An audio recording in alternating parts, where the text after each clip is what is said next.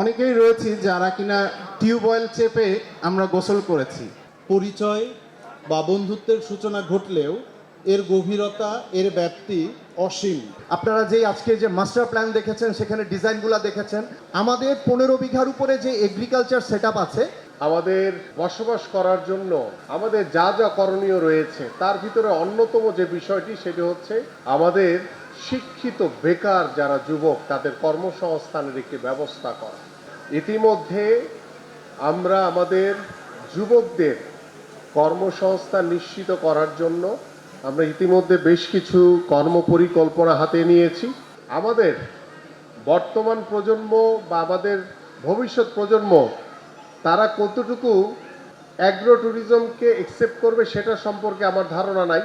But আমি ব্যক্তিগতভাবে বা আমার মতো যারা রয়েছেন এখানে, আমার কাছে মনে হয় যে এই শহরের যে কোলাহল যান্ত্রিক জীবন থেকে যখন যদি আমরা একটু গ্রাম্য পরিবেশে এই ধরনের একটি উপভোগ্য স্পেস যদি আমরা পাই, তাহলে আমার কাছে মনে হয় যে কিছুটা হলেও আমরা স্বস্তির নিঃশ্বাস ফেলতে পারবো।